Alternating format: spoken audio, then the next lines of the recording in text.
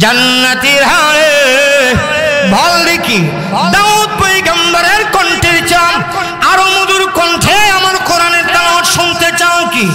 জান্নাতীরা বলবেন প্রভু দাউদ পয়গম্বরের কণ্ঠের চার মধুর কণ্ঠ কারো আছে কি? এমনি আমার আল্লাহ ডেকে বলবেন হাবিব, হে জান্নাতের সেমিনারের প্রধান অতিথি, দাউদ পয়গম্বরের কণ্ঠে তেলাওয়াত শুনে জান্নাতীরা মুগ্ধ হয়ে গেছে, পাগল পারা হয়ে গেছে। এই কোরআনের জন্য দাউদ উহুদের যুদ্ধে মার খায় নাই, দান শহীদ করে নাই, বদরের যুদ্ধের ময়দানে যায় নাই, তাইফে রক্ত দেয় নাই।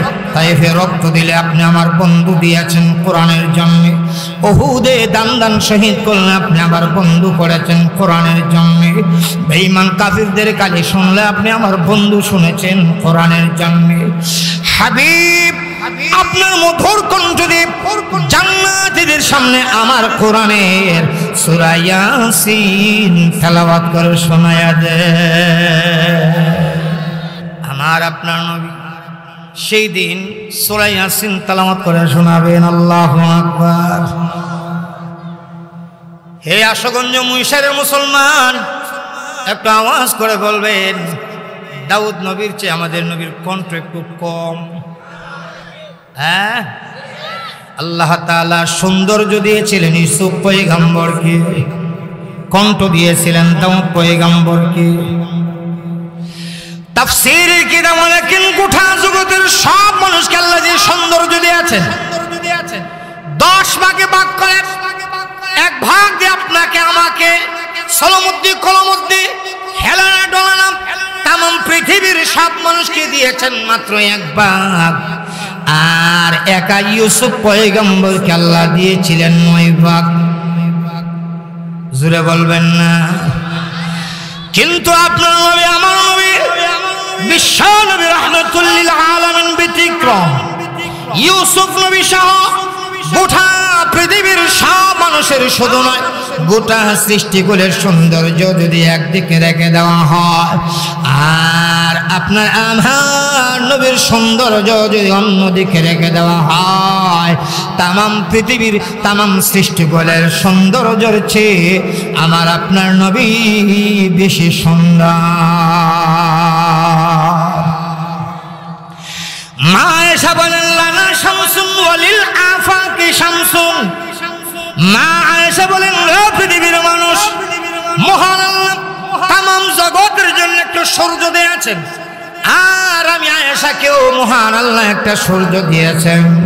মা আয়েশা বলেন দুনিয়ার মানুষেরা রে, তামাম জগতের জন্য মহান আল্লাহ যে সূর্যটা দিয়েছেন সেই সূর্যটা উদয় হয় সকালবেলা পূর্ব আকাশে, আর আমি আয়েশাকে যে সূর্যটা আল্লাহ দিয়েছেন সেই সূর্যটা উদয় হয় এশার নামাজের পরে আমি আয়েশার ঘরে। মা আয়েশা বলেন রে দুনিয়ার মানুষ শুনে নাও, আমি আয়েশার ঘরে হারকেন নাই, টর্চ লাইট নেই, বিদ্যুৎ নেই, মোমবাতি নাই, অন্ধকার।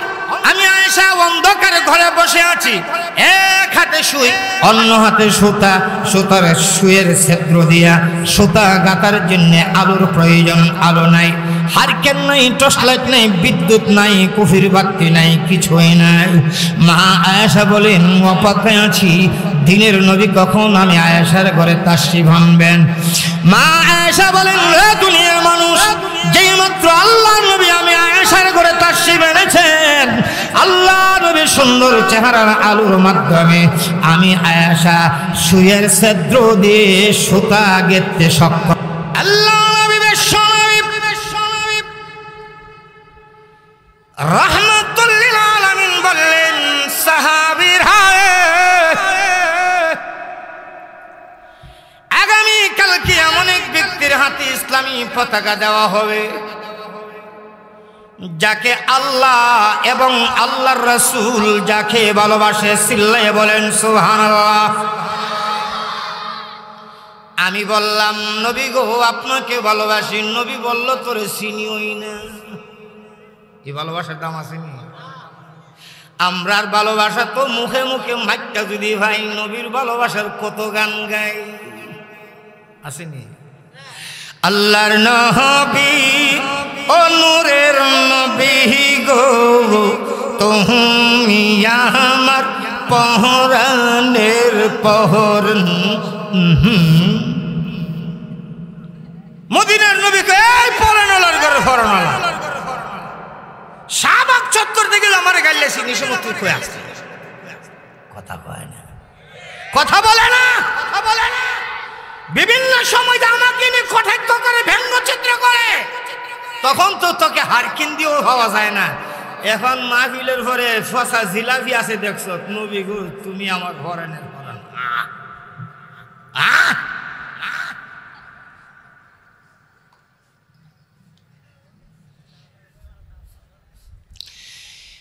দ্বীনের নবী বললেন,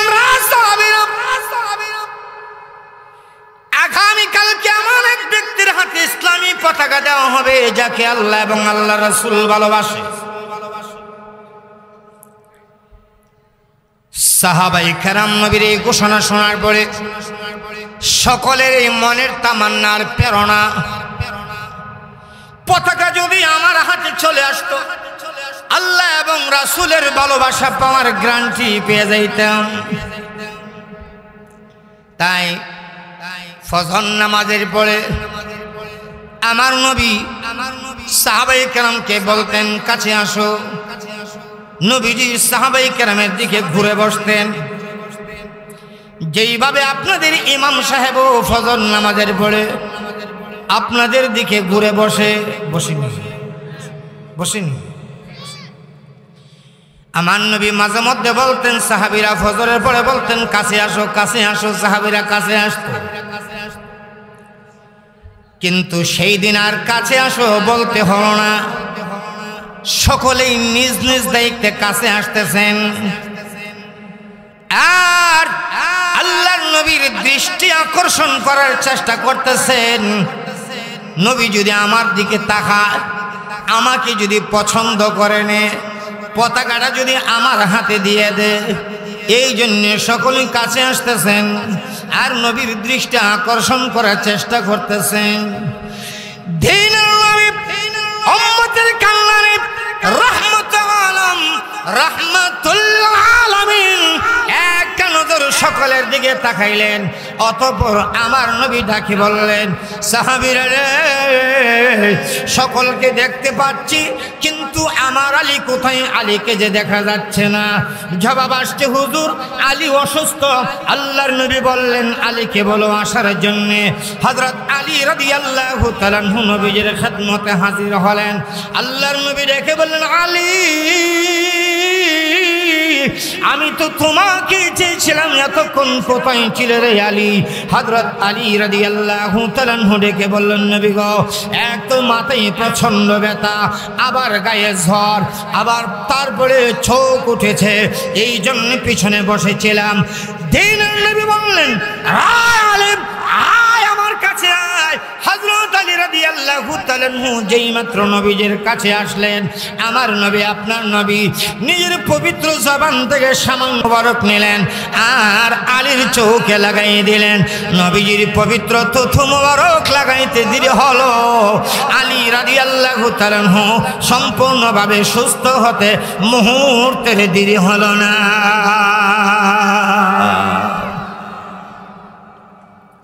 ভাইরা আমার আপনার নবীর থুথু মোবারক আল্লাহ রেখে দিয়েছিলেন পৃথিবীর শ্রেষ্ঠ মেডিসিন। সুবহানাল্লাহ বলেন, আর একটু জোরে বলেন।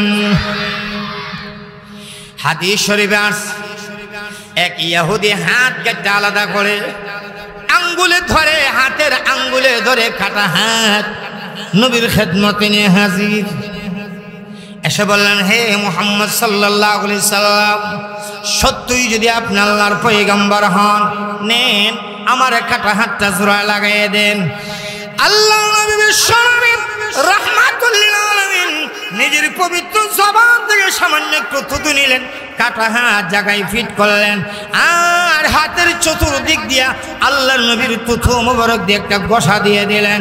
নবীজির থুতু মোবারক লাগাইতে দেরি হয়েছে, সেই ইহুদির কাটা হাত জোড়া লাগতে মুহূর্তের দেরি হয় না।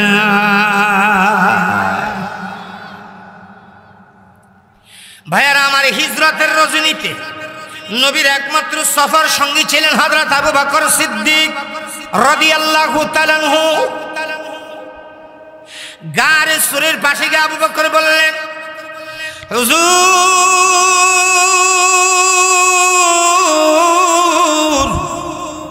ওগো আল্লাহর নবী, আপনি একটু সময় অপেক্ষা করুন, আমি গর্তের ভিতরে ঢুকে দেখি কোনো বিষাক্ত প্রাণী আছে কি। হযরত আবু বকর সিদ্দিক ঢুকলেন, ঝাড়ু দিয়ে গর্তকে গুহাকে পরিষ্কার করলেন। অতঃপর তাকায় দেখেন গুহার চতুর্দিকে ছোট ছোট ছিদ্র দেখা যায়। হযরত আবু বকর সিদ্দিকের গায়ে ছিল একটা চাদর, চাদর ছিঁড়ে ছিঁড়ে ছিদ্রতে ডিভা দিলেন। এক পর্যায়ে দেখা গেল চাদর শেষ হয়ে গেল, কিন্তু ছিদ্র একটা রয়ে গেল, বন্ধ করার মতন চাদর নাই।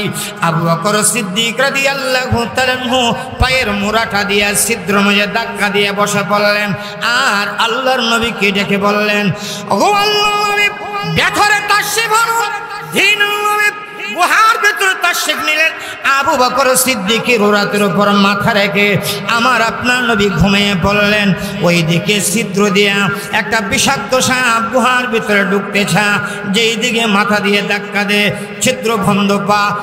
এক পর্যায়ে আবু বকর সিদ্দিক যেই ছিদ্রতে পা দিয়ে ধাক্কা দিয়ে আটকে রেখেছেন, ওই ছিদ্র দিয়ে মাথা দিয়ে ধাক্কা দিলেন।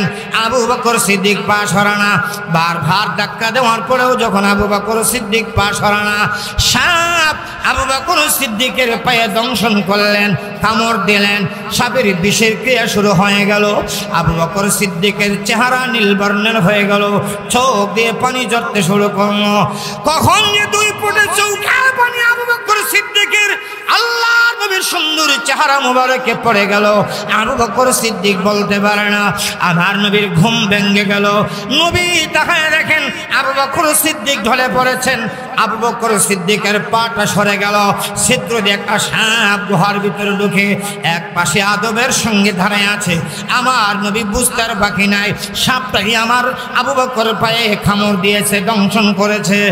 দিন নবী উম্মতের কান্নারি রহমতে আলম রাহমাতুল লিল আলামিন নিজের পবিত্র জবান থেকে সামান্য একটু তুতো মোবারক নিলেন। সাপে যখন কামড় দিয়েছে সেখানে লাগাই দিলেন। নবীজির তুতো মোবারক লাগাইতে দেরি হয়েছে, আবু বকর সিদ্দিক সম্পূর্ণভাবে সুস্থ হয়ে গেছে। আমার আপনার নবী ডাক দিয়ে বলেন, আবু বকর, রে আবু বকর, সাপে তোমাকে কামড় দিল, কেন তুমি আমাকে ডাক দিলে না? আবু বকর সিদ্দিক বলেন, হুজুর, সাপ আপনাকে কামড় দিয়েছে আর আপনি ঘুমায়, সাপ আমাকে কামড় দিয়েছে আর আপনি ঘুমায় আছেন। ওগো নবী, আমি আবু বকর সিদ্দিকের জীবনের চেয়ে আপনার ঘুমের দাম আমার কাছে বেশি।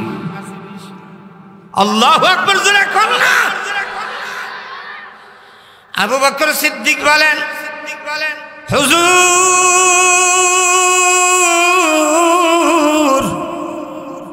আমি আবু বকর সিদ্দিকের জীবনের চেয়ে আপনার ঘুমের দাম আমার কাছে বেশি, এই জন্য ডাক দেই নাই। দুই নম্বর আরেকটা কারণ হলো, আপনাকে যদি ডাক দিয়ে আপনার ঘুম আমি ভাঙাইতাম, আর এই অপরাধে কিয়ামতের দিন আল্লাহর আদালতে আমি হাজির হয়ে যেতাম। আল্লাহ আমাকে জিজ্ঞাসা করতো, আবু বকর, তোর জীবনের দাম বেশি না আমার বন্ধুর ঘুমের দাম বেশি? আমি বলতাম, আল্লাহ, অবশ্যই আপনার হাবিবের ঘুমের দাম বেশি। আল্লাহ যদি আমাকে জিজ্ঞা, রে আবু বকর, আমার বন্ধুর ঘুমের দাম যদি বেশি হয়, তাহলে কেন তোর জীবন বাঁচানোর জন্য আমার বন্ধুকে দেখে আমার বন্ধুর ঘুম নষ্ট করলে? ওগো আল্লাহর নবী, কিয়ামতের দিন আল্লাহর আদালতে জবাব দেওয়ার কোনো সুযোগ নেই, চান্স নাই। এই জন্য আমি মনে করলাম আমি একবার নয়, দুইবার নয়, শতবার জীবন দিতে পারি। তারপরে দয়াল নবী রাহমাতুল লিল আলামিন ঘুমিয়ে আছেন, আমি আবু বকর আল্লাহর হাবিবের ঘুম ভাঙাইতে পারি না। ও মুশারের মুসলমান, আশুগঞ্জের মুসলমান, আওয়াজ করে বলবেন, আমাদের চেয়ে সাহাবায়ে কেরাম নবীকে কম ভালোবাসতেন? আল্লাহ, যে আওয়াজ করছেন বুঝা গেছে দুপুরে খাবার দাবার হয় নাই। আমাদের সেই সাহাবাই কেরাম নবীকে কম ভালোবাসতেন না বেশি? জীবন দিতে রাজি, নবীকে ঘুম থেকে উঠাই রাজি না। আর আমরা দেশের ইমানদারেরা নবীরে ডাইকিয়া তার বাড়ির উড়ান আইন না দাঁড় করাইয়া তারা জিলাফি টিলাফি বাইকটা এরপরে নবীরে বিলাইবে। আছে না নাই? আছে না নাই?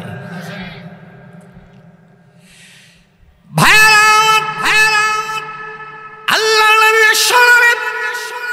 রাহমাতুল আলামিন ইসলামী পতাকা হযরত আলী রাদিয়াল্লাহু তাআলা আনহুর হাতে দিয়ে বললেন, আলী রে, আমার বিশ্বাস মহান আল্লাহ তোমার মাধ্যমে খাইবরের যুদ্ধে ইসলাম এবং মুসলমানকে বিজয় দান করবে।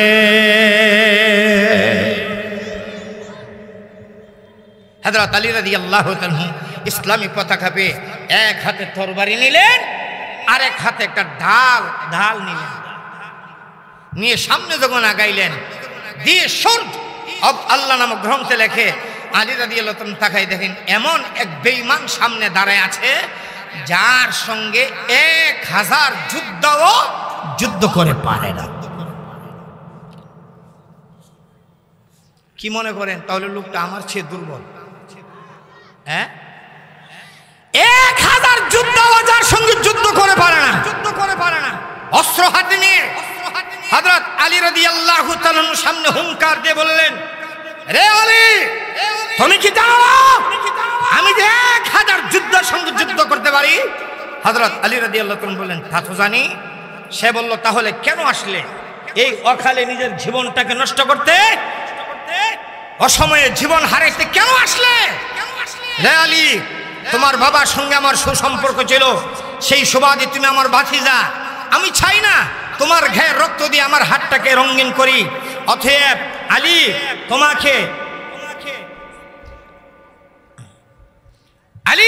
তোমাকে সুযোগ দিলাম, চান্স দিলাম, সময় আছে, চলে যাও। হযরত আলী রাদিয়াল্লাহু তাআলা জবাব দিলেন, আমি যে যাওয়ার জন্য আসি নাই। ঘুমাই গেছেন গা? একটু জোরে আওয়াজ করে বলেন আল্লাহু আকবার। কথাটা বুঝার জন্য এক্সাম্পল হিসেবে বলতেছে। আল্লাহ না করুক, সবাই বলেন আমিন। আল্লাহ না করুক, সবাই বলেন আমিন। মনে করেন আপনাদের এলাকায় দুই পার্টি, দুই গ্রুপ মারামারি লাগছে। একটা ছেলে সরল সহজ, তাও বাড়িতে থাকে না, ঢাকা থাকে। এখন দলের টানে বাড়ি তাইয়া লাঠি নিয়ে মারামারি দিয়েছে। এমন লোকের সামনে ধরছে যেই লোক একাই 100 জন ফিডাইতে পারে। এমন কিছু লাইটাল আছে না নাই? একাই 100 জন দৌড়া আসেনি। সরল সহজ জীবনে কাউকে টুকনিও দেয় নাই। সে যদি এমন লোকের সামনে গিয়ে লাঠি নিয়ে ধরে, তাও তার দুশ্মন যে একা 100 জন দৌড়াইতে পারে, এই লোকের সামনে যদি গিয়ে ধরে, তাহলে সে তো নিশ্চিত মরণ ছাড়া উপায় নাই। এই সময় যদি ওই লোকটা হয় বেকুলার ঘরে, তুই এসব খেলে গা, মগার ঘরের মগা, তুই এসব খেলে, এই সুযোগটা দেওয়ার পরও সে লাঠি নিয়ে দাঁড়াই থাকবে। যে জীবনে কোনোদিন মারামারি করবে দূরে কথা, কাউকে টুকনিও দেয় না, সে এমন লোকের সামনে পড়ছে যে একাই 100 জন দৌড়া। বিপদে আছে না আনন্দে আছে? কথা হয় না। এখন ওই লোকটা যদি বলে তুই আইসত কেন, যা তোর মেরে খেতে পারতাম, তুই একদম সরল সহজ বেকল মানুষ, এই সুযোগটা দেওয়ার পরেও সে দাঁড়ায় থাকবে লাঠি নিয়ে। তার মাথায় বাড়ি দিতে যাবে, বরংস বাপ ডাকতে ডাকতে দৌড়বে, তুই আমার বাপ লাগস, আমার যে মরণের হাত থেকে বাঁচাইছ। কিন্তু আলী রাদিয়াল্লাহু তাআলার সামনে এমন লোক দাঁড়ায় আছে যে 1000 যুদ্ধের সঙ্গে যুদ্ধ করে। ওই লোকটা বলতেছেন, আলী, তোমাকে তোমার বাবার সাথে সুসম্পর্কের কারণে সুযোগ দিয়ে দিলাম, চলে যাও। আলী রাদিয়াল্লাহু তাআলা বললেন, আমি যে যাওয়ার জন্য আসি নাই। এটা শরীরের শক্তি, শরীরের শক্তি। কিসের শক্তি? আওয়াজ করে বলেন কিসের পাওয়ার? Battery full charge. আর আমরা চার্জ নাই। আলী রাদিয়াল্লাহু তাআলা বললেন, আমি যে যাওয়ার জন্য আসি নাই, আমি তো আসছি, রাসূল বলছেন আমার মাধ্যমে খাইবারের যুদ্ধ বিজয় হবে, আমি বিজয়ের পতাকা উত্তোলন করার জন্য আসছি, বিজয়ের পতাকা উড়াইতে আসছি। 1000 পুরুষ যার সাথে যুদ্ধ করে পারে না, তার সামনে বিজয়ের যখন আওয়াজ তুলে মনে হচ্ছে যেন খইরা উইলা ফাজুন দিয়া কুত্তার ফিসেতে কুত্তা মারছে। এই ছোট ছোট বাচ্চারা খইরা উইলা ফাজুন বুঝবে না, কিন্তু মুরিব্বিরা যারা আছেন আজকের থেকে 20-25 বছর 30 বছর আগে আপনারা কি মেশিন দিয়ে ক্ষেত চাষ করতেন না গরু দিয়ে? এই হাল চাষ করতে গরু নিয়ে যখন যাইতেন হাতে একটা কি থাকতো, এই ফাজুনের মাথাত কি থাকতো? আপনাদের এলাকায় এই শুক্কাটারে কি কইতো? হ্যাঁ, কই রইল ভাজন। আচ্ছা কি মনে করেন কই রইল ভাজন দিয়ে যদি কুত্তার ফেসে তো কুত্তা মারে, কুত্তাটা ঘুমাই আসেন যদি কুত্তা মারে বাবু আরামই লাগছে না, কেক করে উঠবো। যেইভাবে কই রইল ভাজন যে কুত্তার ফেসে কুত্তা দিলে কেক করে ওঠে, হযরত আলী রাদিয়াল্লাহু তাআলা কথাটা তার গায়ে তেমনই লাগলো। সে ক্রিসাইজ করে বলল, তালফাতার সিফা ফেরো বাদ নেই, ভিডিও কাপড় নাই, আবার বিজয়ের স্বপ্ন দেখে। ঠিক আছে, যদি বিজয় নিতে চাও তরবারি চালাও। হযরত আলী রাদিয়াল্লাহু তাআলা জবাব দিলেন, মুসলমান কোনোদিন অন্যায়ভাবে কাহার উপর আক্রমণ করতে জানে না। ঠিক কইলেও ঠিক, না কইলেও ঠিক, না কইলেও যখন ঠিক একটু জোরে কর না। মুসলমান অন্যায়ভাবে কাহার উপর আক্রমণ করতে জানে না। ওই আলী রাদিয়াল্লাহু তাআলার কণ্ঠে কণ্ঠ মিলে আমরা বলতে পারে, এই দেশের কোন কওমি মাদ্রাসার আলেম, কোন কওমি মাদ্রাসার ছাত্র বোমা মেরে মানুষ হত্যা করবে দূরের কথা, জেনে শুনে একটা পিপিলিকে কেউ মারতে পারে না, পারে না, পারে না, পারে না।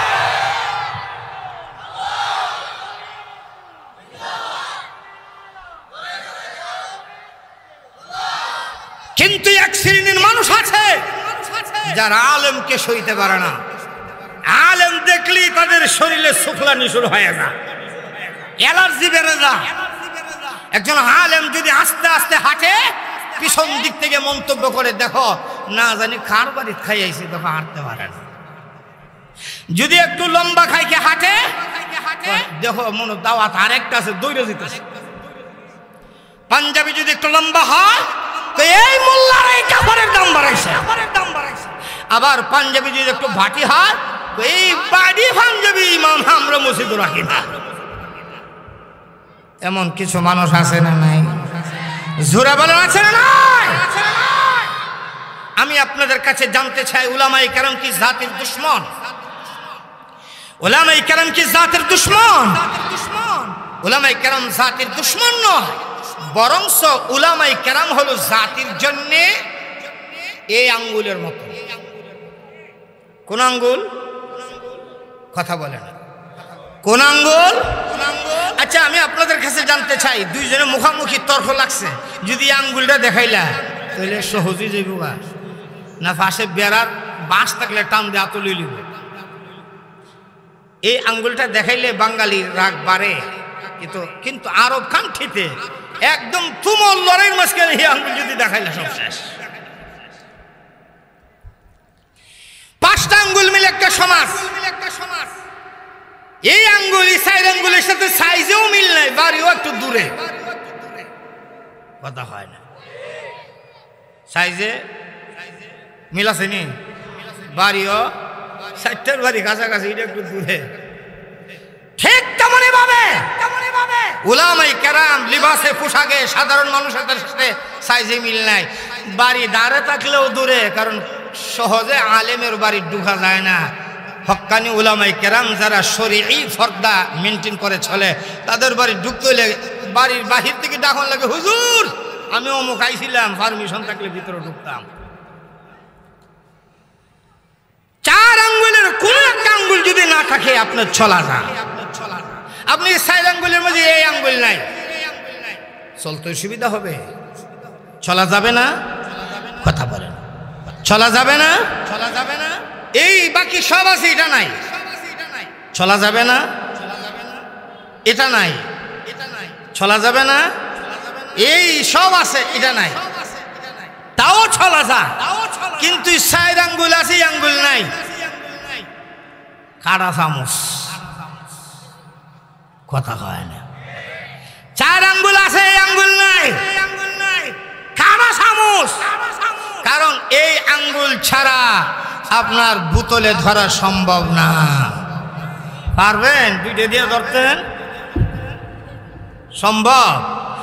নিমুখ ধান থেকে যদি লবণ উঠাইতে হয় তাহলে এটা লাগে না, এমনি পারবেন? কিসি দিয়া পারবেন? 4 কাপ ধরতে গেলে এই আঙ্গুল ছাড়া যেইভাবে 4 আঙ্গুল অকেজো হয়ে পড়ে কোনো কারণ নয়, ঠিক তেমনি ভাবে যে সমাজ আলেম নয়, যে গ্রামে আলেম নয়, ওই সমাজটা ইসলামী সমাজ হতে পারে না।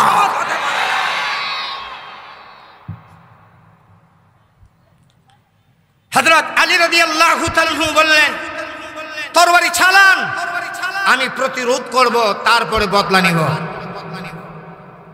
আর বাড়াই দেন। 1000 পুরুষের শক্তি যার গায়ে, সে তরবারি ধরল হযরত আলী রাদিয়াল্লাহু তাআলার মাথা বরাবর।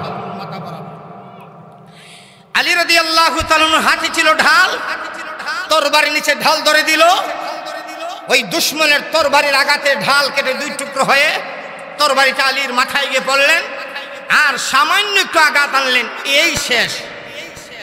বুঝে থাকলে একটু আওয়াজ করে বলবেন, এবার ফালাখা, এবার ফালাখা। আলী রাদিয়াল্লাহু তাআলা বললেন, এবার সামলায়, আল্লাহর বাগের আক্রমণ যে কত শক্ত।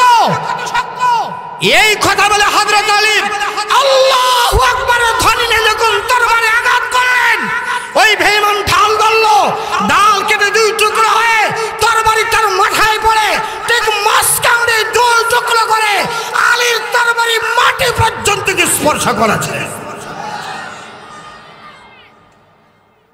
1000 পুরুষ যার সাথে পারে না, সে শেষ, সে যুদ্ধ শেষ, যুদ্ধ শেষ।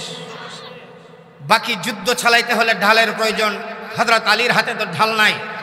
আল্লামা শাইখুল হাদিস আল্লামা আজিজুল হক রহমাতুল্লাহি আলাইহি, আল্লামা শাইখুল হাদিস মামুনুল হক রহমত দামত বরকতুহুমের আব্বা, আল্লামা শাইখুল হাদিস আল্লামা আজিজুল হক রহমাতুল্লাহি আলাইহি বুখারী শরীফের ব্যাখ্যার মাঝে লেখেন, হযরত আলী রাদিয়াল্লাহু তাআলা তাকায় দেখেন পাশেই কামুজ দুর্গ নামে একটা দুর্গ, ওই দুর্গের একটা গেট, হযরত আলী গেলেন দৌড় দিয়া গিয়ে বাম হাত দিয়ে টান দিয়ে গেটটা খুললেন। একটু প্রস্তুত থাকেন, সুবহানাল্লাহ কত জোরে বলতে পারেন দেখা যাবে। গেটের ওজনটা শোনার পরে কিতাবে লেখেন, গেটের ওজন ছিল 80 মণ।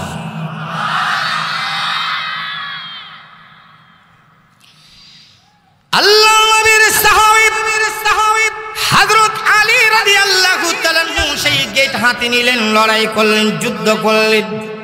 গেট বাম হাতে নিয়ে ঘুরাইলেন, নাড়াইলেন, চড়াইলেন, ঘুরাইলেন, যুদ্ধ করলেন। যুদ্ধে বিজয় অর্জন করে গেট রেখে দিয়ে আল্লাহর নবীর খেদমতে যখন আসলেন, আমার আপনার নবী মুস্কি মুস্কি হাসে আর জিজ্ঞাসা করে, আলী শুনতে পেরেছি তোমার হাতের ঢাল ভেঙে গিয়েছিল। হযরত আলী বললেন, জি হুজুর। আমার নবী বললেন, আলী রে তাহলে যুদ্ধ করলেন কি দিয়ে? হযরত আলী বললেন, আল্লাহ নবী গো, খামুজ দুর্গের গেটটাকে ঢাল বামে যুদ্ধ করেছি। দিন নবী বললেন, আলী ওই ডালটা কি আবার আমি নবীর সামনে একটু উঠে দেখাবে? হযরত আলী ভাবলেন, যেই গেট উঠাইলাম, হাতে রাখলাম, যুদ্ধ করলাম, ওই গেট আবার নবীর সামনে উঠে দেখানো কোনো ব্যাপার নাকি? তাই গেলেন, আগের মতোই বাম হাত দিয়ে টান দিলেন, গেট লড়ে না। ডান হাত দিয়ে ধরে টান দিলেন, তাও লড়ে না। 2 হাত দিয়ে জোরে টান নিয়েছে, পশমের গোড়ায় গোড়ায় গাম ছুটে গেল, কিন্তু গেট লড়াইতে পারে না। তখন আপনার নবী, আমার নবী, উম্মতের কান্ডারি রহমাতুল্লিল আলামিন ডাক দিয়ে বললেন, আলী, আর গেট ধরে টানতে হবে না রে আলী। তুমি যখন ইমানের জোরে বলিয়ান হয়ে আল্লাহু আকবার বলে তাকবীর দিয়ে যখন গেট ধরে টান দিয়েছিলে রে আলী, ইসলাম আর মুসলমানের বিজয় দেওয়ার জন্য তুমি আলীর হাতে আরেকটা হাত অংশগ্রহণ করেছিল। সেই হাতটা জিনের নয়, সেই হাতটা ইনসানের নয়, সেই হাতটা ফেরেশতার নয়, সেই হাতটা ছিল আহকামুল হাকিমিন, মহান আল্লাহ রব্বুল আলামিনের কুদরতি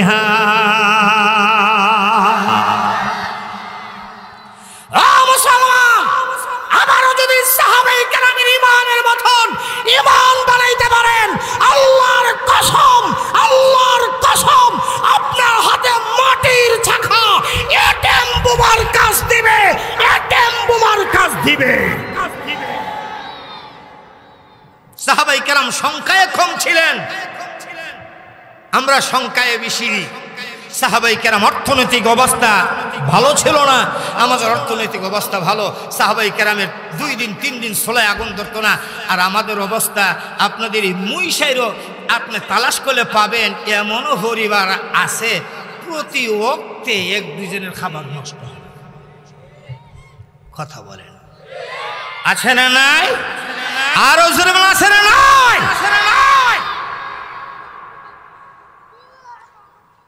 ভাইয়ার আমার যে কথাটা বলতেছিলাম, জান্নাত পাওয়ার জন্য পূর্ব শর্ত ঈমান, পাশাপাশি নেক আমল। নেক আমল যদি নাও থাকে তাহলেও জান্নাত পাওয়ার কথা হয়, আশা আছে জান্নাত পাওয়ার। আর ঈমান নাই, নেক আমল আছে, জান্নাতের ঘ্রাণও আসবে না।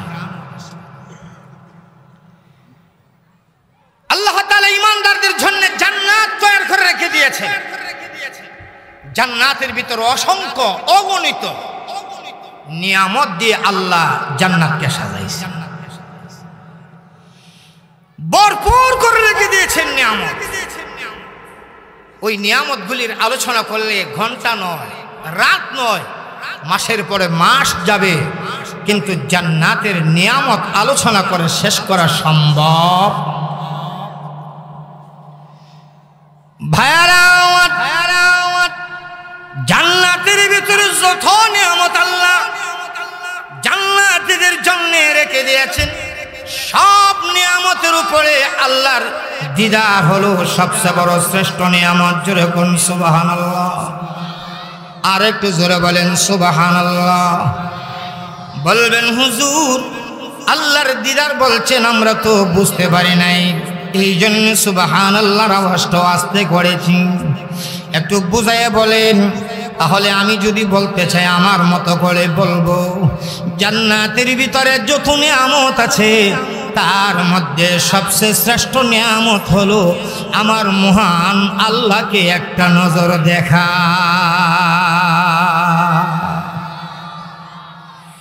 হে আশুগঞ্জ মুশারির মুসলমান ভাইরা, একটু আওয়াজ করে বলবেন, আল্লাহকে এক নজরে দেখার জন্য কি আপনাদের আকাঙ্ক্ষা আছে?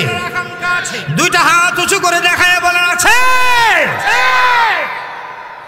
আল্লাহ রাব্বুল আলামিন এই কথাটাই আমার তেলাওয়াতকৃত আয়াতের টুকরায় ঘোষণা দিয়েছে। فَمَنْ كَانَ يَرْجُو لِقَاءَ رَبِّهِ فَلْيَعْمَلْ عَمَلًا صَالِحًا وَلَا يُشْرِكْ بِعِبَادَةِ رَبِّهِ أَحَدًا। আল্লাহ বলেন, যারা তাদের রবের সঙ্গে সাক্ষাৎ করতে চায়, আল্লাহু আকবার, আল্লাহু আকবার। আল্লাহ বলেন, যারা তাদের রবের সঙ্গে সাক্ষাৎ করতে চায় তাদের জন্য 1 নম্বর কর্মসূচি, ফালিয়ামাল আমালান সালিহা, তারা যেন বেশি বেশি করে নেক আমল করে। ওয়ালা ইউশরিক বিইবাদাতি রাব্বিহি আহাদা। 2 নম্বর হলো তারা যেন তাদের রবের ইবাদতের সঙ্গে কাউকে শরীক না করে। বিস্তারিত কথা বলার সুযোগ নাই। আল্লাহ বলেন যারা তাদের রবের সঙ্গে সাক্ষাৎ করতে চায় তাদের জন্য 1 নম্বর কর্মসূচি তারা যেন তাদের রবের বেশি বেশি ইবাদত করে। 2 নম্বর ওয়ালা ইউশরিক বিইবাদাতি রাব্বিহি আহাদা। 2 নম্বর হলো তারা যেন তাদের রবের ইবাদতের সঙ্গে কাউকে শরীক না করে। যারা আল্লাহর সঙ্গে সাক্ষাৎ করতে চায় এই আশায় বেশি বেশি ইবাদত করে, সব প্রকারের শিরিক থেকে যারা বেঁচে থাকে, আমার আল্লাহ বলেন রে ইমানদাররা, আমি আল্লাহ তাদেরকে শুধু দেখা দেব তাই না, আমি আল্লাহ তাদেরকে জান্নাতের মেহমান বানাবো। আর আমি আল্লাহ মেজবান হব, জান্নাতের ভিতরে তাদেরকে দেখা দেব। শুধু তাই না, আল্লাহ বলেন আমি তাদের সামনে আমার কোরআন থেকে তেলাওয়াত করে আমি নিজে শোনাবো।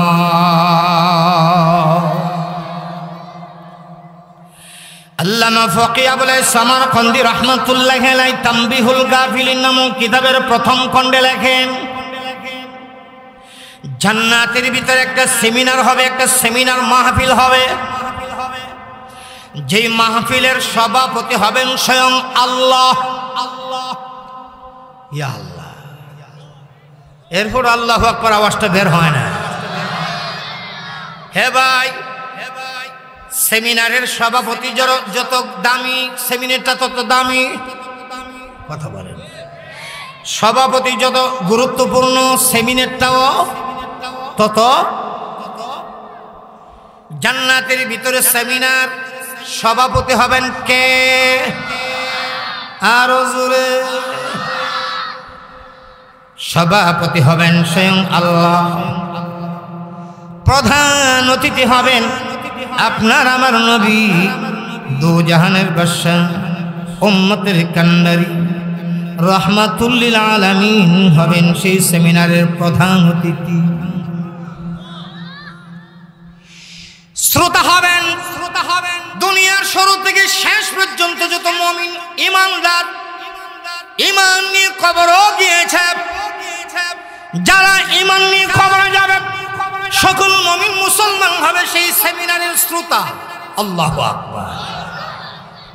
ঈমান নিয়ে যদি কবরে যেতে পারেন তাহলে আপনিও সেই সেমিনারের একজন শ্রোতা হবেন। সুবহানাল্লাহ বলেন। ঈমান নিয়ে যদি যাইতে পারেন সেই সেমিনারে বসার জন্য ফার্স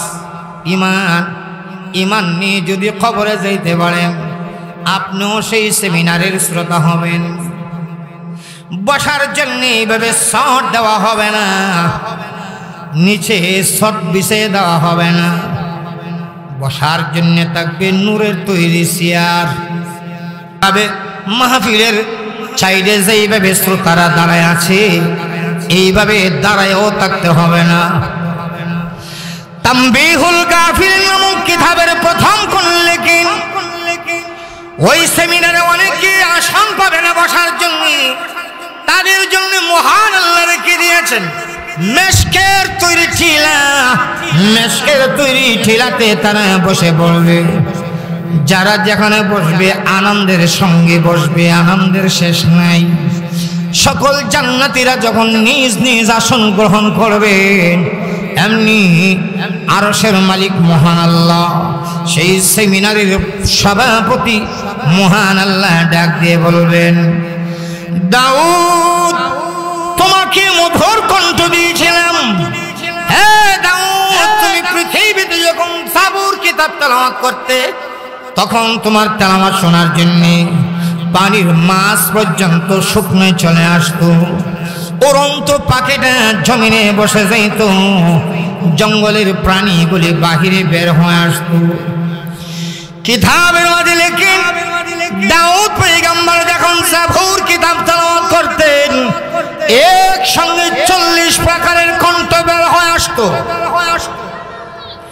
আল্লাহ ডাক দিবেন, দাউদ তোমার মধুর কণ্ঠ দিয়ে আজকে জান্নাতীদের সামনে আমার কোরআনের থেকে তুমি তেলাওয়াত করে শোনায়া দাও। দাউদ আলাইহিস সালাম তেলাওয়াত শুরু করবেন, কিছুক্ষণ করার পরে আমার আল্লাহ ডাক দিবেন, দাউদ আর লাগবে না, বন্ধ করো, বন্ধ করো। দাউদ আলাইহিস সালাম তেলাওয়াত বন্ধ করবে, আমার আল্লাহ জান্নাতীদেরকে ডেকে ডেকে বলবে, জান্নাতীরা রে, দাউদ নবীর কণ্ঠে কোরআনের তেলাওয়াত শুনলে রে জান্নাতীরা বল দেখি কেমন লাগলো। জান্নাতীরা বলবে, প্রভু এত মধুর কণ্ঠে জীবনে কোনোদিন তেলাওয়াত শুনি নাই। আল্লাহ এত মধুর কণ্ঠে জীবনে কোনোদিন তেলাওয়াত শুনি নাই। তখন আমার আল্লাহ আবার জান্নাতীদেরকে ডেকে ডেকে বলবে, জান্নাতীরা রে, বল দেখি দাউদ পয়গম্বরের কণ্ঠের চাও আরো মধুর কণ্ঠে আমার কোরআনের তেলাওয়াত শুনতে চাও কি? জান্নাতীরা বলবেন, প্রভু দাউদ পয়গম্বরের কণ্ঠের চার মধুর কণ্ঠ কারো আছে কি? এমনি আমার আল্লাহ ডেকে বলবেন, হাবিব, হে জান্নাতের সেমিনারের প্রধান অতিথি, দাউদ পয়গম্বরের কণ্ঠে তেলাওয়াত শুনে জান্নাতীরা মুগ্ধ হয়ে গেছে, পাগল পালা হয়ে গেছে।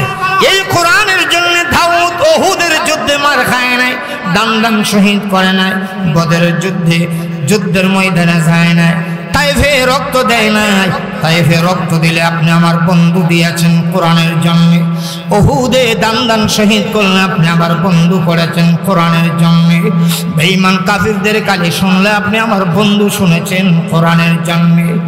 হাবিব, আপনার মধুর কণ্ঠ দিয়ে জান্নাতীদের সামনে আমার কোরআনের সূরা ইয়াসিন তেলাওয়াত করে শোনায়া দে। আমার আপনার নবী সেই দিন সূরা ইয়াসিন তেলাওয়াত করে শোনাবেন। আল্লাহু আকবার। হে আশুগঞ্জ মুইশারের মুসলমান, একটু আওয়াজ করে বলবেন, দাউদ নবীর চেয়ে আমাদের নবীর কণ্ঠ একটু কম। হ্যাঁ, আল্লাহ তাআলা সৌন্দর্য দিয়েছিলেন ইউসুফ পয়গম্বরকে, কণ্ঠ দিয়েছিলেন দাউদ পয়গম্বরকে। তাফসীরের কিতাব লেখেন, গোটা জগতের সব মানুষকে আল্লাহ যে সৌন্দর্য দিয়েছেন, 10 ভাগে ভাগ করে এক ভাগ দিয়ে আপনাকে আমাকে সলমুদ্দি কলমুদ্দি হেলানা ডলানা তাম পৃথিবীর সব মানুষকে দিয়েছেন মাত্র এক ভাগ, আর একা ইউসুফ পয়গম্বরকে আল্লাহ দিয়েছিলেন 9 ভাগ। জোরে বলবেন না? কিন্তু আপনার নবী, আমার নবী, বিশ্ব নবী রাহমাতুল লিল আলামিন ব্যতিক্রম। ইউসুফ নবী সহ গোটা পৃথিবীর সব মানুষের শুধু নয়, গোটা সৃষ্টিকুলের সৌন্দর্য যদি একদিকে রেখে দেওয়া হয়, আর আপনার আমার নবীর সৌন্দর্য যদি অন্যদিকে রেখে দেওয়া হয়, তামাম পৃথিবীর তামাম সৃষ্টিকুলের সৌন্দর্যের চেয়ে আমার আপনার নবী বেশি সুন্দর। মা আয়েশা বলেন, লানা শামসুন ওয়ালিল আফাকি শামসুন। মা আয়েশা বলেন, ও পৃথিবীর মানুষ, মহান আল্লাহ তামাম জগতের জন্য একটা সূর্য দিয়েছেন, আর আমি আয়েশাকেও মহান আল্লাহ একটা সূর্য দিয়েছেন। মা আয়েশা বলেন, দুনিয়ার মানুষেরা রে, তামাম জগতের জন্য মহান আল্লাহ যে সূর্যটা দিয়েছেন, সেই সূর্যটা উদয় হয় সকালবেলা পূর্ব আকাশে, আর আমি আয়েশাকে যে সূর্যটা আল্লাহ দিয়েছেন, সেই সূর্যটা উদয় হয় এশার নামাজের পরে আমি আয়েশার ঘরে। মা আয়েশা বলেন, রে দুনিয়ার মানুষ শুনে নাও, আমি আয়েশার ঘরে হারকেন নাই, টর্চ লাইট নেই, বিদ্যুৎ নেই, মোমবাতি নাই, অন্ধকার। আমি আয়েশা অন্ধকারে ঘরে বসে আছি, এক হাতে সুই, অন্য হাতে সুতা, সুতার সুয়ের ছিদ্র দিয়া সুতা গাতার জন্য আলোর প্রয়োজন, আলো নাই, হারকেন নাই, টর্চ লাইট নাই, বিদ্যুৎ নাই, কুফির বাতি নাই, কিছুই নাই। মা আয়েশা বলেন, অপেক্ষায় আছি দিনের নবী কখন আমি আয়েশার ঘরে তাশরিফ আনবেন। মা আয়েশা বলেন, রে দুনিয়ার মানুষ, যেই মাত্র আল্লাহ নবী আমি আয়েশার ঘরে তাশরীফ এনেছেন, আল্লাহ নবী সুন্দর চেহারার আলোর মাধ্যমে আমি আয়েশা সুয়ের ছিদ্র দিয়ে সুতা গেঁথতে সক্ষম হয়েছি। ভাইরা আমার, কণ্ঠ দিয়েছিলেন দাউদ পয়গম্বরকে। আল্লাহ তাআলা তাম জগতের সব মানুষকে যেই কণ্ঠ দিয়েছেন 50-50 করে, অর্ধেক দিয়েছেন দাউদ পয়গম্বরকে, বাকি অর্ধেক সলমদ্দি কলমদ্দি কোকিল পাখি সহ কোকিলকেও আল্লাহ একটা কণ্ঠ দিছে।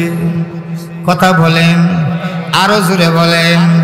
দেখবেন আপনাদের এলাকায়ও এমন হতে পারে, কোনো মাহফিলের মাইকিং করতে গিয়ে যে ঘোষণা দিবে সে বলবে আগামীকালকে বয়ান ফরমাইবেন কোকিল কণ্ঠের অধিকারী হযরত মাওলানা বাম্পার সাহেব। আমি কারো নাম বললাম না, কিন্তু যেই বিষয়টা বোঝাতে চাচ্ছি, কোকিল কণ্ঠের অধিকারী এমন বলে কি বলে না? আর একটু জোরে বলেন, বলে কি বলে না? আল্লাহ তাআলা গোটা জগতের মানুষকে যে কণ্ঠ দিয়েছেন, একদিকে সবার কণ্ঠ যদি রেখে দেওয়া হয়, অন্যদিকে দাউদ পয়গম্বর কণ্ঠ যদি রেখে দেওয়া হয়, তাহলে দাউদ পয়গম্বরের কণ্ঠ আল্লাহ সুন্দর বানাইছে। কারণ দুনিয়ার কোনো মানুষের একসঙ্গে 40 প্রকারের কণ্ঠ আসে না। দাউদ নবীর একসঙ্গে 40 প্রকারের কণ্ঠ বের আসত। কিন্তু আপনার নবী আমার নবী উম্মতের কান্নারি রাহমাতুল লিল আলামিন, তিনি হলেন ব্যতিক্রম। দাউদ পয়গম্বর সহ গোটা পৃথিবীর সব মানুষের কণ্ঠ যদি একদিকে রেখে দেওয়া হয়, আর আমার আপনার নবীর কণ্ঠ যদি একদিকে রেখে দেওয়া হয়, তামাম পৃথিবীর সব মানুষের কণ্ঠের চেয়ে আমার আপনার নবীর কণ্ঠ বেশি সুন্দর। দাউদ নবীর কণ্ঠে তেলাওয়াত শুনে, জাবুরের তেলাওয়াত শুনে উড়ন্ত পাখি মাটিতে বসছে, পানির মা শুকনায় আসছে, জঙ্গলের প্রাণীগুলি বের হয়ে আসছে, কিন্তু কেউ ঈমান আনে নাই, ঈমান আনে নাই, তেলাওয়াত শুনে ঈমান আনে নাই। আর আপনার নবী আমার নবী রাহমাতুল লিল আলামিনের জবান থেকে কোরআনের তেলাওয়াত শুনে শত শত বেঈমান কাফেররা, লিডাররা, নেতারা কালিমা পড়ে শুধু ঈমান এনেছে তাই না, আল্লাহ নবীর উপর ঈমান এনে আল্লাহ নবীর জন্য নিজের জীবনটাকে উৎসর্গ করে দিয়েছে। জোরে বলেন আল্লাহু আকবার। আল্লাহ তাআলা জান্নাতের সেমিনারে আপনার আমার নবীকে বলবেন, হাবিব আমার, আপনার মধুর কণ্ঠ দিয়ে জান্নাতীদের সামনে একটু সূরা ইয়াসিন তেলাওয়াত করেন। আল্লাহু আকবার বলা যাবে কি? তখন আল্লাহর নবী তেলাওয়াত শুরু করবেন, বিসমিল্লাহির রহমানির রহিম, ইয়াসিন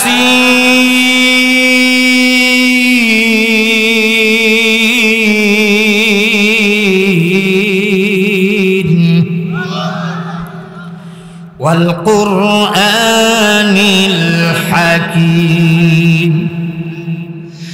আল্লাহ নবী তেলাওয়াত শুরু করবেন, তেলাওয়াত করতেই থাকবেন, করতে থাকবেন, কোনো বাধা নাই, স্টপেজ নাই। সুবহানাল্লাহ বলেন, সুবহানাল্লাহ বলেন। সূরা ইয়াসিন তেলাওয়াত যখন কমপ্লিট হবে, মহান আল্লাহ জান্নাতীদেরকে ডেকে ডেকে বলবেন, জান্নাতীরা বললে কি আমার বন্ধুর কণ্ঠে কোরআন তেলাওয়াত শুনলে কেমন লাগলো রে জান্নাতীরা? জান্নাতীরা তখন আল্লাহর দরবারে বলবেন, প্রভু, আল্লাহ এমন কণ্ঠে জীবনে কোনোদিন তেলাওয়াত শুনি নাই। আল্লাহ তোমার বন্ধুর কণ্ঠে তো মধুর কণ্ঠ, এত মজার কণ্ঠে জীবনে কোনোদিন তেলাওয়াত শুনি নাই। আমার আল্লাহ ডাক দিবে, জান্নাতীরা রে, বল দেখি আমার বন্ধুর কণ্ঠের চেয়ে আরো মধুর কণ্ঠে কোরআনের তেলাওয়াত শুনতে ইচ্ছা আছে কি? আল্লাহু আকবার, আল্লাহু আকবার, আল্লাহু আকবার। জান্নাতীরা বলে, আল্লাহ, আপনার বন্ধুর কণ্ঠের চেয়ে মধুর কণ্ঠ কারো আছে নাকি? আমার আল্লাহ ডেকে বলবেন, রে জান্নাতীরা, দাউদ পয়গম্বরকে কণ্ঠ আমি দিয়ে দিয়েছি, সুবহানাল্লাহ সুবহানাল্লাহ। আমার বন্ধুকে কণ্ঠ আমি দিয়েছি। রে জান্নাতীরা, আমার দেওয়া কণ্ঠে কোরআনের তেলাওয়াত শুনবে, কিন্তু আমি আল্লাহর কণ্ঠে কোনোদিন তেলাওয়াত শুনছত নেই।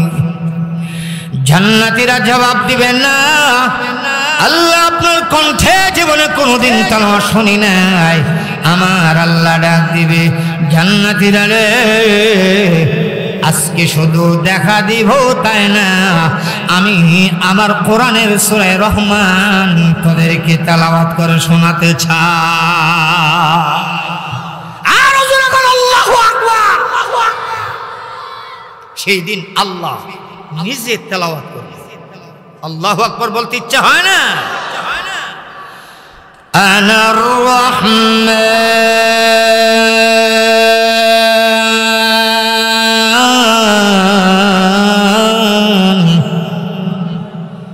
আল্লামাল কুরআন। আল্লাহ তেলাওয়াত করবেন।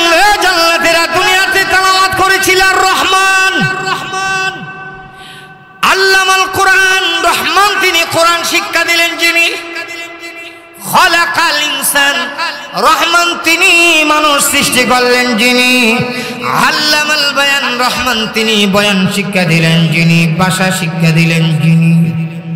তখন তোমাদের কাছে প্রশ্ন ছিল, কে তিনি রহমান যিনি কোরআন শিক্ষা দিলেন? কে তিনি রহমান যিনি মানুষ সৃষ্টি করলেন? কে তিনি রহমান যিনি ভাষা শিক্ষা দিলেন? আল্লাহ দেখে বলবেন, রে জান্নাতীরা, আর প্রশ্ন করতে হবে না, কে তিনি, কে তিনি প্রশ্ন করতে হবে না। আনার রহমান। আল্লাহু আকবার। আল্লাহ বলবেন, আনার রহমান, আমি রহমান, আমি হলাম আল্লাহ। দৃষ্টি বারে তৃপ্তি সহকারে দেখে নাও, আমি রহমান আর আমি হলাম আল্লাহ। আল্লাহ বলবেন, আমি রহমান আর রহমান। দৃষ্টি ভরে তৃপ্তি সহকারে দেখে নাও, আমি রহমান, আমি আল্লাহ। সেই দিন জান্নাতের এক নজর দেখে, আল্লাহকে একটা নজর দেখে সিজদায় পড়ে যাবে, হাজার হাজার বছর সিজদার ভিতরে চলে যাবে। ভাইরা আমার প্রশ্ন করতে পারেন, হুজুর আল্লাহ যে দেখা দিবেন কেমন দেখা যাবে একটু বলেন দেখি। আমি বলবো, সরি আমি পারবো না, আর আমি যা বুঝি সব বিষয় ওয়াজ করে বোঝানো যায় না। কিছু বিষয় আছে প্র্যাকটিক্যালে যেমন লাগে ওয়াজ করে বোঝানো যায় না। কাউকে যদি বলেন কাঁচামরিচ খাবে, সে যদি বলে কাঁচামরিচ খাইলে কি হইব, আপনি যদি ওয়াজ করেন টেস্ট লাগবো, সে যদি জিজ্ঞাসা টেস্ট কিরকম, ওয়াজ করে বোঝানো জীবনে কাঁচামরিচের টেস্ট, তার বুঝাইতে হলে ওয়াজ করে বোঝানো সম্ভব হবে না। তাকে বলতে হবে একটা ভালো করে একটা কাঁচামরিচ ধুয়ে আইনা দিয়া বলতে হবে, হ্যাঁ এটা মুখে দিয়া কামড় দাও। যখন সাবাটা দিব আর কাঁচামরিচের ঝালে দুইটা কানফুট্টি গরম হয়ে চোখ দিয়া গরম পানির ফুটো যখন ধরবো, তখন আপনি ওয়াজ করুন লাগতো না, রিটার্ন আপনাকে ওয়াজ করবো, দিস ইজ কাঁচামরিচ। যেইভাবে সব কিছু দুনিয়াতে ওয়াজ করে বোঝানো যায় না, আল্লাহ যে কেমন দেখা যাবে, কত সুন্দর, এটা ওয়াজ করে বোঝানো যাবে না। তবে সংক্ষেপ এই কথা বুঝে নিতে পারেন, যদি দুইটা কাজ করেন, ইবাদত বেশি বেশি করেন, শিরক থেকে বেঁচে থাকেন, আল্লাহকে জান্নাতে দেখবেন। কোথায় দেখবেন? কোথায় দেখবেন? মহিষার এই মাদ্রাসার মাঠে দেখবেন না জান্নাতে? তাহলে জান্নাতে যেতে হবে তো, কথা বলে না, জান্নাতে যেতে হবে তো। জান্নাত কি চাইলেই পাওয়া যাবে না কিনতে হবে? আল্লাহ বলেন, ইন্নাল্লাহ আশতারা মিনাল মুমিনিনা আনফুসাহুম ওয়া আমওয়ালাহুম বিআন্না লাহুমুল জান্নাহ। আল্লাহ বলে, এই ইমানদাররা, তোমরা আমাকে দুইটা জিনিস দাও, আমি তোমাদেরকে আমার জান্নাতের মালিক বানায় দিব। আমার কথা বুঝলে একটু আওয়াজ করে বলবেন, আপনারা কি জান্নাতের মালিক হতে চান? মিরাজ সূত্রে না কিনা সূত্রে? কিনে মালিক হতে চান কারা কারা? দুইটা হাত উঁচু করে দেখান। আল্লাহ সকলকে জান্নাত কিনে মালিক হওয়ার তৌফিক দান করুন, সকলে বলো না আমিন। জান্নাত কিনতে হলে কয়টা জিনিস লাগবে? একটা হলো জান আর একটা মাল। একটা জান আর একটা, আমার কথা বুঝলে একটু আওয়াজ করে বলবেন, আপনাদের কাছে আপনাদের জানের মায়া বেশি না মালের মায়া বেশি? কয় না সবাই? জানের মায়া বেশি না মালের মায়া বেশি? মালের মায়া বেশি। জান্নাত কিনতে হলে জানের মায়া ধরতে হবে না ছাড়তে হবে? মালের মায়াও। আল্লামা ফকিহ আবুল সামারকান্দি রাহমাতুল্লাহ আলাইহি লেখেন, আমি যে আয়াত তেলাওয়াত করলাম, ইন্নাল্লাহা আশতারা মিনাল মুমিনিনা আনফুসাহুম ওয়া আমওয়ালাহুম বিআন্না লাহুমুল জান্নাহ, এই আয়াতটা একটা মুজাহিদের কমান্ডার, মুজাহিদ দলের কমান্ডার নাম শেখ আব্দুল ওয়াহিদ রাহমাতুল্লাহ আলাইহি, তিনি একটা মুজাহিদ কাফেলার সামনে এই আয়াত যখন তেলাওয়াত করলেন, এমনি দেখা গেল একজন মুজাহিদ লাফ করে দাঁড়িয়ে গেলেন আর বললেন, হুজুর এই আয়াত বহুবার তেলাওয়াত করেছি, কিন্তু আপনার জবান থেকে শোনার পরে আমার মনে হচ্ছে যেন এই আয়াতটা এই মাত্র আল্লাহ খালি নাজিল করছে। আর একটু জোরে কন্না সুবহানাল্লাহ। হে শেখ আব্দুল ওয়াহিদ, আল্লাহ বলছেন আল্লাহর জান্নাত কিনতে হলে জান মাল দিতে হবে। আপনি এবং এই মুজাহিদ কাফেলার সকলকে সাক্ষী রেখে বলছি, আমার স্থাবর যা সম্পদ আছে আল্লাহর জান্নাত কেনার জন্য এই মুহূর্তে আমি সব সম্পত্তি আল্লাহর রাস্তায় সদকা করে দিলাম। আর বাকি আছে আমার জান। আমি প্রতিজ্ঞা করলাম, ওয়াদাবদ্ধ হলাম, বাকি যতদিন বেঁচে থাকবো আল জিহাদু ফি সাবিলিল্লাহ, আমি আল্লাহর রাস্তায় জিহাদ করে যাব। আল্লাহু আকবার জোরে বলেন না। ভায়াত ওই মজলিস থেকে উঠে যুবক মুজাহিদ যুদ্ধের ময়দানে চলে গেলেন। বেঈমান কাফেরদের সঙ্গে লড়াই করতে করতে ক্লান্ত হয়ে পড়লেন। তাই একটি গাছের নিচে বসলেন একটু বিশ্রাম নেওয়ার জন্য। বসা অবস্থায় তার ত্রন্দা চলে আসলো, তন্দ্রা উঙ্গানি চলে আসলো। আর এই ত্রন্দা অবস্থায় সে স্বপ্নে পড়ে গেল। স্বপ্নে দেখে ওই যুবক আল্লাহর তৈরি জান্নাতের ভিতরে ঢুকে গেছে। ফকিহ আবুল সামারকান্দি রাহমাতুল্লাহ আলাইহি তামবিহুল গাফিলিনের প্রথম খণ্ডে লেখে, যুবক বলেন আমি জান্নাতের ভিতরে ঢুকে দেখি বিশাল একটি পুকুর, আর ওই পুকুরে জান্নাতি হুরিরা গোসল দিচ্ছে। একজনের গায়ে আরেকজন পানি ছিটায় পানি দেয়, আনন্দ উল্লাস করে। যেই মাত্র আমি তাদের কাছে গেলাম, এমনি তারা একজন আরেকজনকে ডেকে ডেকে বলেন, তোমরা কারা, কোথায় আছো? আসো, দৌড়ে আসো। তাকায় দেখো জান্নাতের ভিতরে মার্জিয়াফার স্বামী প্রবেশ করেছে। আল্লাহু আকবার। তাকায় দেখো জান্নাতের ভিতরে মার্জিয়াফার স্বামী প্রবেশ করেছে।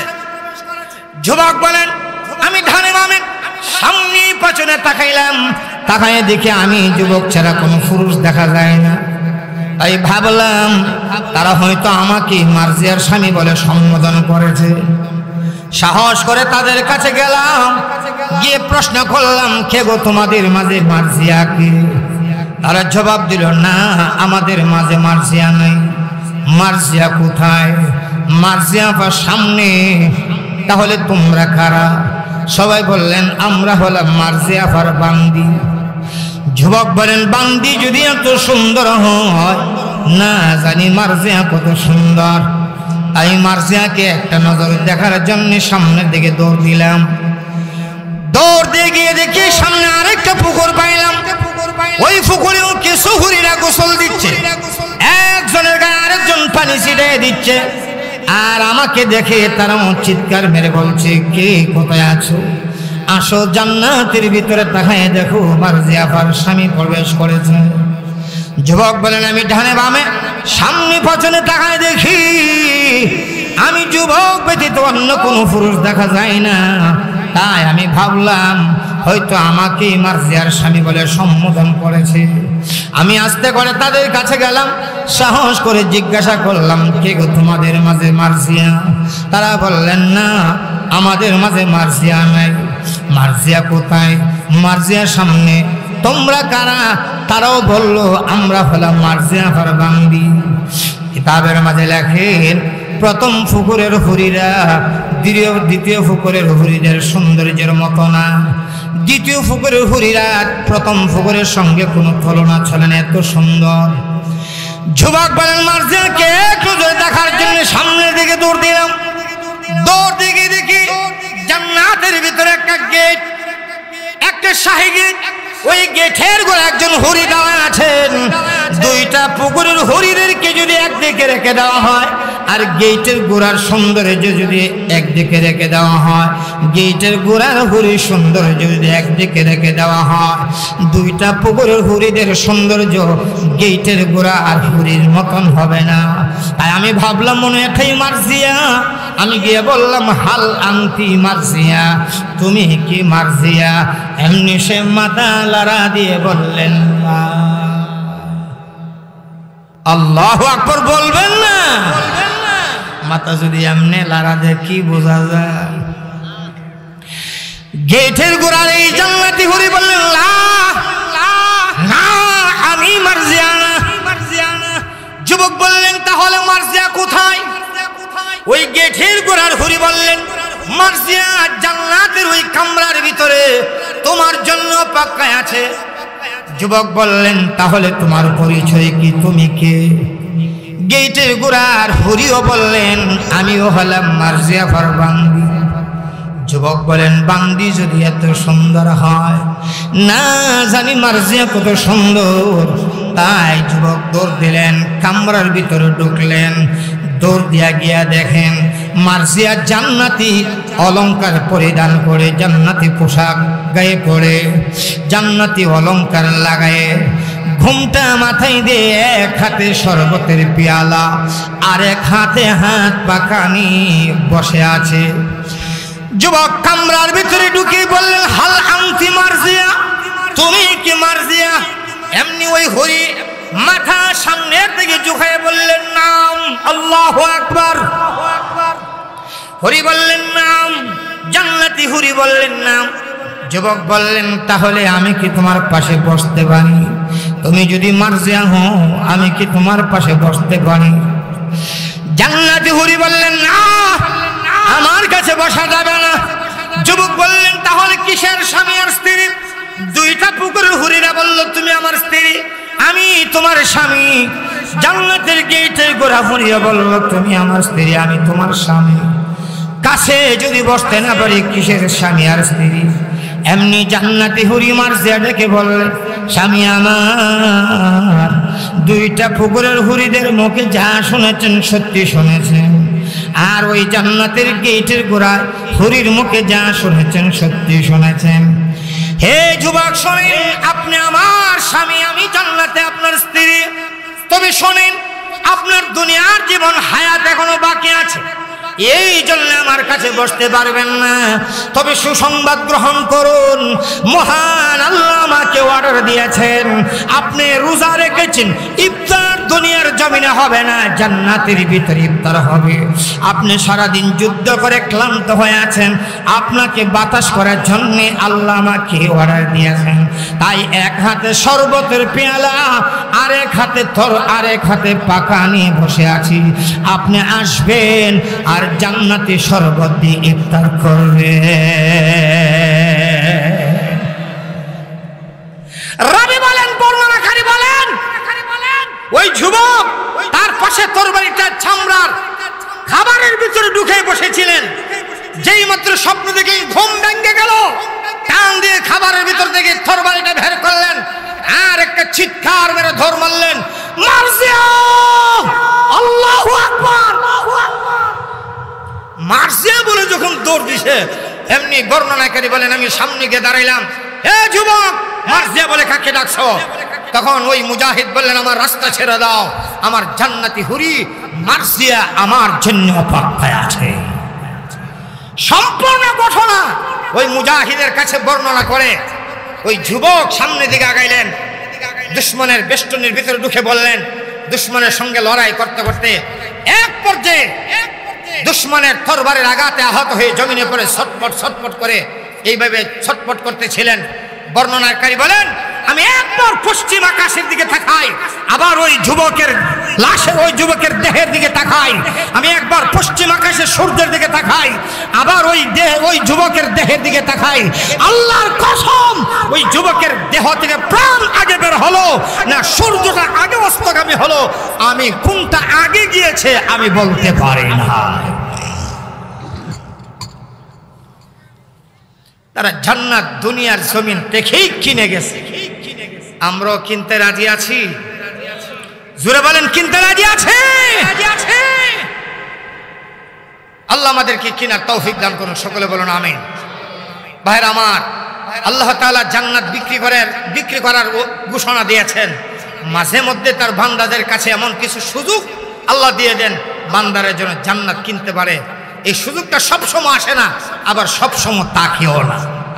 এই সুযোগটা সবসময় আসেও না, সবসময় তাকেও। কথা বলে না, কথা বলে না, কথা বলে না। আমি আপনাদের এখানে দুইজন মানুষ চাই, হাত তুলাইছি সবাই, আমি একটু পরীক্ষা করার জন্য দুইজন মানুষ চাই। একজন উঠবেন না, একজন উঠবেন না। এখন যদি কেউ উঠেন তাহলে আমরা সবাই বুঝবো মাদ্রাসার কালেকশন হোক আপনি পছন্দ করেন। কথা বলেন, এখন যদি কেউ উঠেন আমরা বুঝবো মাদ্রাসার কালেকশন হোক আপনার পছন্দ করেন না। যদি বলেন না হুজুর পছন্দ করি, তারপরে যদি উঠেন তাহলে একটা দুঃসংবাদ শুনেন, আপনার কারণে যদি মাদ্রাসার কালেকশনের ক্ষতি হয়, কিয়ামতের দিন আল্লাহ রাসূল যেদিন হাউজে কাউসারের পানি পান করাবে, আপনিও দৌড়ে যাবেন হাউজে কাউসারের পানি পান করতেন সেই দিন।